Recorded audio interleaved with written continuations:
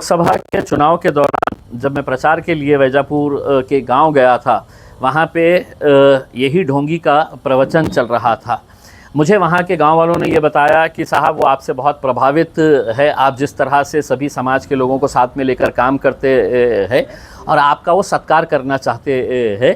तो वहीं पे चल रहा था तो गांव वालों ने पकड़ कर मुझे वहाँ पर लेकर गए और वहाँ पर जाने के बाद उन्होंने मेरे बारे में बड़ी तारीफ़ की। उस वक्त अगर मुझे ये पता रहता था कि ये महाराज के दिमाग के अंदर मेरे नबी के ख़िलाफ़, मेरे प्रॉफिट मोहम्मद के ख़िलाफ़ इस तरह का जहर है, तो शायद मैं उस जगह पर क़दम ही नहीं रखता था उसमें। लेकिन उस वक्त उन्होंने बड़ी तारीफ़ की।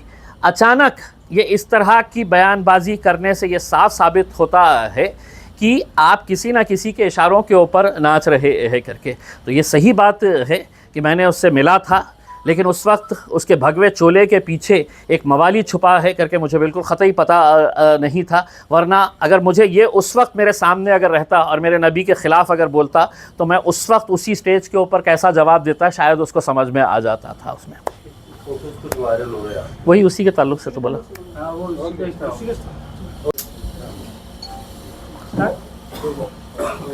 क्या है लोकसभा निवड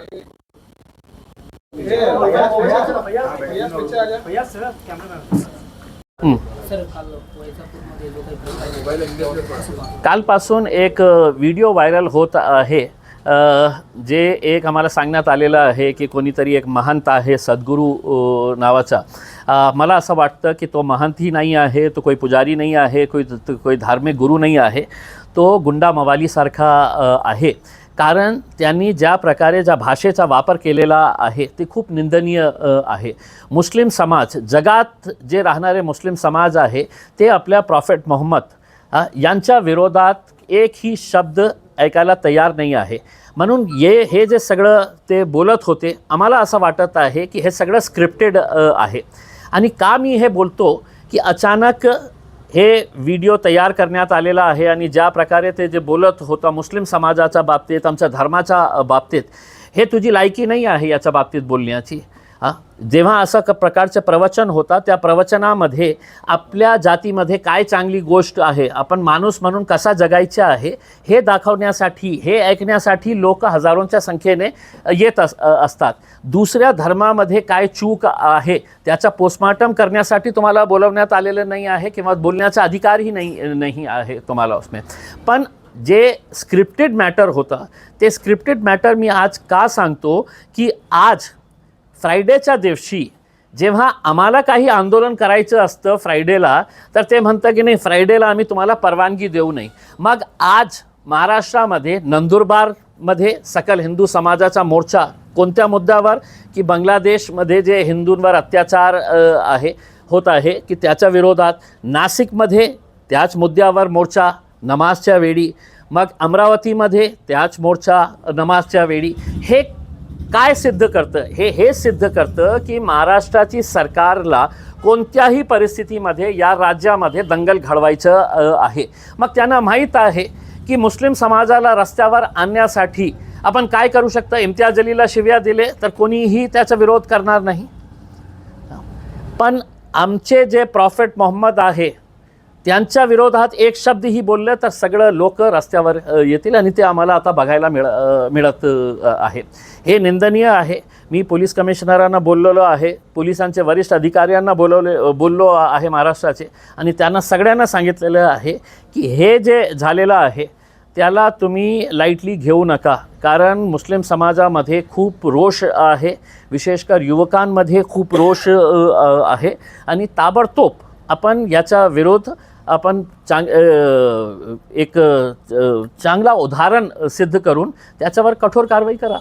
आपण काय संदेश देणार युवकांना शहराचे आणि राज्याचे?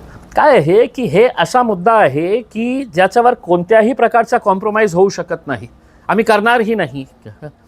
पण आपल्याला हेही समजण्याची आवश्यकता आहे की या मुद्द्याला घेऊन काही राजनैतिक स्वार्थ, काही राजनैतिक पक्षांचा असेल तर त्याचा बळी आपण पडणार का?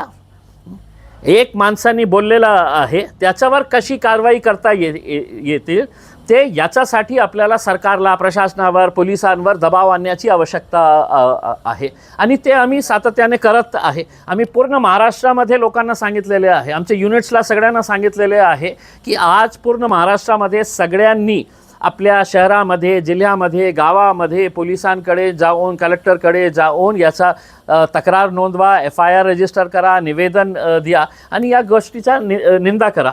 पण कोणीतरी असा याचा फायदा घेणार असेल, ज्या राजनैतिक पक्ष याचा फायदा घेण्यासाठी हे सगळं षडयंत्र रचत आहे, म्हणून आपण त्याचा बळी पडू नये हीच माझी विनंती आहे.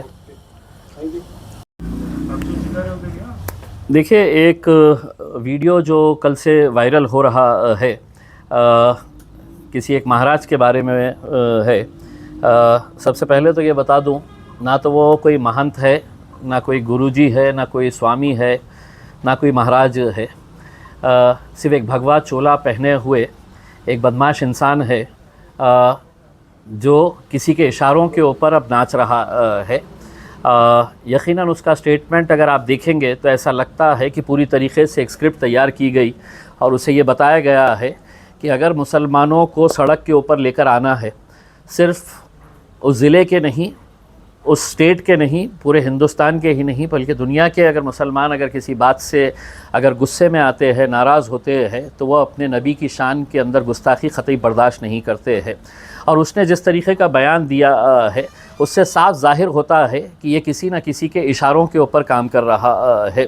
आप अगर पूरी बात को अच्छी तरीके से समझने की कोशिश करेंगे तो आज पूरे महाराष्ट्र के अंदर हिंदू सकल समाज की तरफ से बहुत सारे शहरों के अंदर बिल्कुल जुमे की नमाज के वक्त मोर्चों की इजाज़त दी गई है, चाहे वो नंदुरबार हो, नासिक हो, अमरावती हो या दूसरे शहरों के अंदर.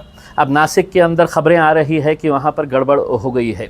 यानी कि इससे साफ ज़ाहिर हो रहा है कि एक साजिश के तहत इस मवाली का इस्तेमाल किया गया है कि तुम इस तरह का स्टेटमेंट दो और हम जो हासिल करना चाहते हैं वो इसके ज़रिए हासिल कर सकेंगे हम करके. उसमें यकीनन बहुत ज़्यादा गुस्सा है क्योंकि हम किसी भी तरह से नबी की शान के अंदर हम गुस्ताखी बर्दाश्त नहीं कर सकते हैं. और इस आदमी ने जिस तरीक़े से हमारे मज़हब के ताल्लुक़ से जो बातें बताई है, एक बात तो ये है कि जब किसी का प्रवचन होता है तो उस प्रवचन के अंदर तुम्हारे धर्म में, तुम्हारी जात में, तुम्हारे मज़हब के अंदर क्या अच्छी बातें हैं वो बताई जाती है और एक इंसान अच्छी तरीके से ज़िंदगी कैसे जी सकता है ये पढ़ाया जाता है. हमारे पास भी अल्हम्दुलिल्लाह मुसलमानों के अंदर बड़े बड़े इज्तिमा होता है, लेकिन कभी आज तक किसी एक मौलवी का ऐसा बयान बता दीजिएगा, एक मौलाना का ऐसा बयान बता दीजिएगा जो इस तरह के दूसरे मज़हब के अंदर क्या है वो वहाँ पर बताते हैं. बल्कि हमको तो यही बताया जाता है कि दुनिया के अंदर कैसे जिया जाए एक करके, एक अच्छा इंसान बन के. जब ये बात समझ में आ रही है तो हमारी सरकार से, हमारी पुलिस से, हमारी प्रशासन से यही अनुरोध है कि ऐसे तत्वों के ऊपर काबू कर लेना चाहिए, वरना इसके रिपरकशंस जो है वो बहुत ख़राब हो सकते हैं. हमने इससे पहले भी देखा है, जब भी नबी की शान के अंदर गुस्ताखी हुई, लोग किस हद तक चले गए हैं उसमें. और ये हमारे ज़िले का होने की वजह से हमारे लिए और ज़्यादा अफसोस की और गुस्से की बात है कि हम ऐसे सांपों को हमारे पास पाल रहे हैं करके. आप पिछले कुछ दिनों का अगर ये देखेंगे, आकलन करेंगे तो एक नितेश राणे नाम का एक भाजपा ने छोड़ा हुआ पिद्दू है, वो पूरे महाराष्ट्र के अंदर जा के किस तरह के बयानबाजी कर रहा है. मकसद उसका भी साफ है कि किसी तरह से ऐसे भड़काऊ बयानात दे कि जिसकी वजह से मुसलमानों का गुस्सा फूटे और वो लोग सड़क के ऊपर आए करके. तो ये एक, मैं समझता हूँ कि एक राजनीतिक षड्यंत्र का हिस्सा है और हमें बड़ी समझदारी के साथ काम लेना है. ये वीडियो जैसे ही आया, हमने इमीडिएट हमारे पूरे महाराष्ट्र के यूनिट्स को हमने आदेश दिया कि आज हर शहर में, हर ज़िले के अंदर इसके ऊपर FIR रजिस्टर होना चाहिए. हर तालुके के अंदर है तो निवेदन दीजिएगा, FIR रजिस्टर करवाइएगा. इसमें मैंने सुबह उठते ही यहाँ के पुलिस कमिश्नर से बात की. पहले 2:30 बजे का उन्होंने टाइम दिया कि 2:30 बजे के टाइम के ऊपर हमने कहा कि हम कुछ मौलानाओं के साथ आपसे मिलने के लिए आना चाहते हैं करके. तय हो गया, लेकिन बाद में मुझे उनके पास से ख़बर आई कि 2:30 बजे DG मैडम ने है तो एक VC रखे है, वीडियो कॉन्फ्रेंसिंग रखे है. तो वो बहुत अहम है उनको अटेंड करने के लिए। तो वो जैसे ही उनकी वीसी ख़त्म होगी वो हमें टाइम देंगे कि आप आ जाइएगा करके। इन द मीन वाइल हमने पुलिस कमिश्नर के नाम के ऊपर है तो एक निवेदन बना के दिए है और हमारी मांग रखे है, और अकेले मेरी मांग नहीं है, ये हिंदुस्तान के हर मुसलमान की मांग है कि ऐसे गुंडों को जो सिर्फ़ एक भगवा चोला पहने हुए है, वो कोई स्वामी नहीं हो जाते हैं, वो कोई पुजारी नहीं हो जाते, वो कोई महंत नहीं हो जाते हैं, तो ऐसे मवालियों को जो समाज के अंदर तेढ़ निर्माण करने का काम कर रहे हैं उनके ऊपर सख्त कार्रवाई होनी चाहिए, उन्हें गिरफ़्तार करना चाहिए। और मैं नौजवानों से अपील करना चाहूँगा उसमें कि हमने कार्रवाई करने के लिए पुलिस को भी वक्त देना चाहिए उसमें। और अगर हमें ऐसा लगता है कि ऐसी कार्रवाई नहीं हो रही है तो यकीनन हम नबी के गुस्ताखियों के ख़िलाफ़ हम कोई भी समझौता नहीं करने के लिए तैयार है। उनके ऊपर कार्रवाई होना मतलब होना है।